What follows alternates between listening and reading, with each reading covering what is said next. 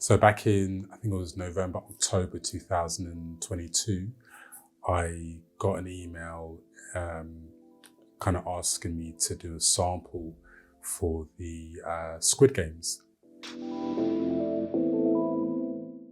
However, the email didn't say the Squid Games. It was just, we need someone to do a sample for a red jumpsuit that we've got a design for. There was something about the email that made me think, okay, let me speak to this person on the phone. And we had a chat later on that day, and he revealed to me who the client was. And I guess I've been in the business long enough not to act dumb or starstruck. I kind of just let him kind of talk, and he said it a couple of times that it was for the Squid Games, and I got off the phone really excited.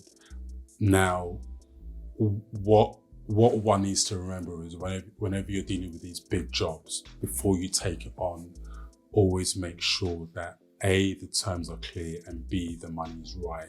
Because just because you're dealing with a large company or a large client, that's where the money side can be kind of the most unclear. So in my mind, I was already doing the numbers the minute I got off the phone to them, because I didn't want to be submitting two sets of numbers, because that makes you look unprofessional. So I submitted the numbers, we got the go ahead to do the sample, and they approved it. And then there were a number of changes that they asked to be made. And because I know how this works, I was already thinking about what the potential production price could have been. Now, when I initially submitted the first round of production prices to them, as I always do, I told them that the production price quoted would be provisional and will only confirm once the sample signed off, because in a factory setting, you have to time how long the product is made for. If you don't do that, then you're losing money, because you're literally just doing this and hoping for the best.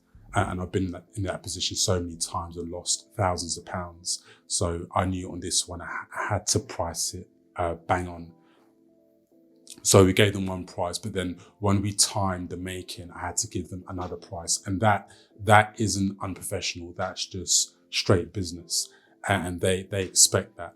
When I gave them the price, they were fine, which told me that I should have gone higher. But it's fine, you don't want to be greedy. Gave them the price, sent them the invoice, bang, we paid.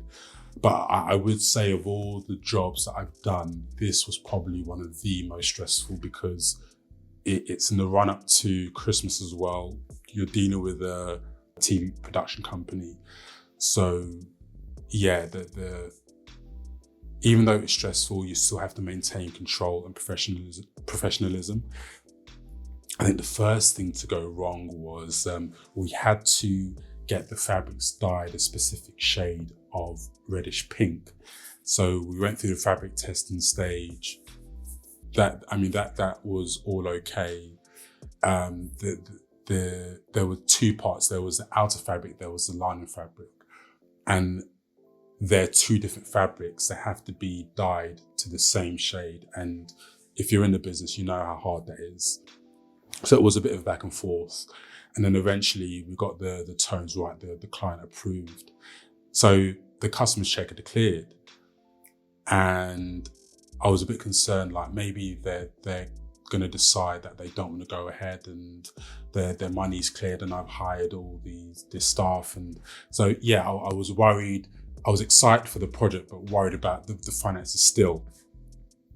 So they gave the go-ahead on the colour test, which they did in writing, because each stage of a project, you want to get things confirmed in writing, because later on down the line, if anything goes wrong, you're liable for those errors. So things have to be done meticulously. Now, when the fabric dyers had notified me that the fabric was ready for collection, we had to find a courier company to pick it up. But then one part of the fabric arrived, which was great because it allowed us to start cutting, even though it was later than we intended it to be. we were able to start cutting the suits, the guard suits. Now, I think the second fabric, which was the main fabric that we needed, that came in 2 loads.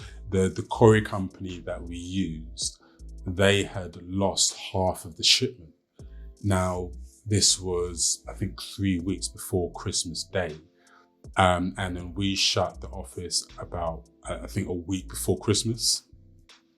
So I then I then realized that we weren't going to make the initial deadline of finishing it before Christmas. I had to go to the client. And this was after about 3 days, because I thought, maybe the company will find, the courier company will find it, and then we'll get the fabric in time. But it was just getting worse and worse because they weren't giving me definitive answers. So I had to go to the client and say, sorry, this is what's happened. I had to be really transparent, knowing that they could cancel the order with us as well. And when I'd explained everything to them, they were like, oh, it's fine. These things happen.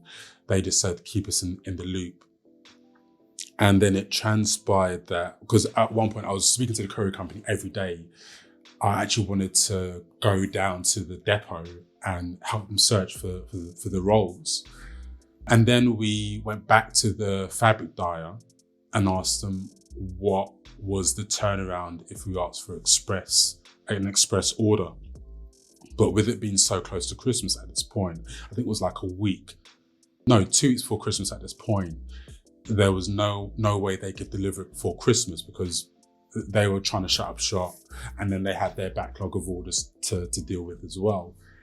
So I was really starting to panic, and I guess the stress was really starting to tell on me, because I was taking it home, and then must have been, I think we closed for Christmas on the 21st of December. The last of the fabric arrived, it was just after my birthday. So that was another thing. My birthday was on the 17th of December. So I couldn't really enjoy my birthday because I was dealing with the stress of this missing fabric.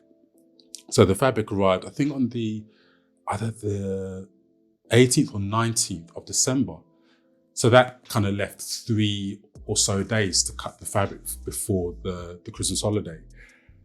And I had to get the help of my 2 nephews to come down to help me lay the fabric and organise things, to get things cut so that my machinists could carry on with work whilst I was on holiday. And they had to come in over the holiday period to make sure we didn't fall behind.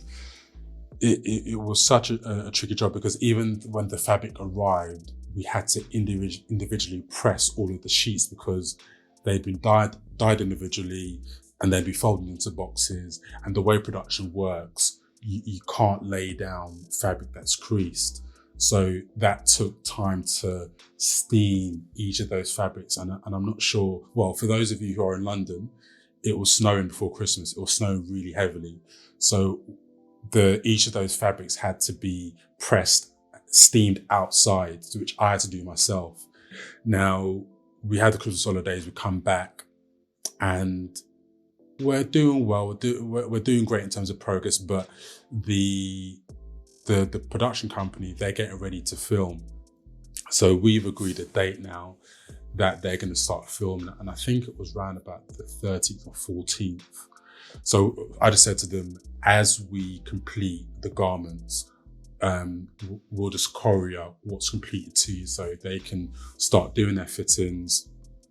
And then that means that they're not delayed.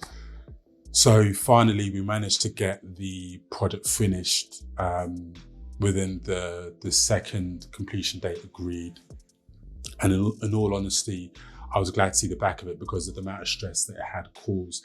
It was a great job to be part of, but this is where your experience and your ability to deal with stress and these kind of situations kind of portrays the character that you really have. As much as it was a really taxing situation because things back to back went wrong, I felt that I was able to remain calm, still keep the customer informed, still be respectful to them, still be respectful as I could do to the courier company that lost our goods, which, by the way, we didn't get no kind of discount on what we paid for shipping.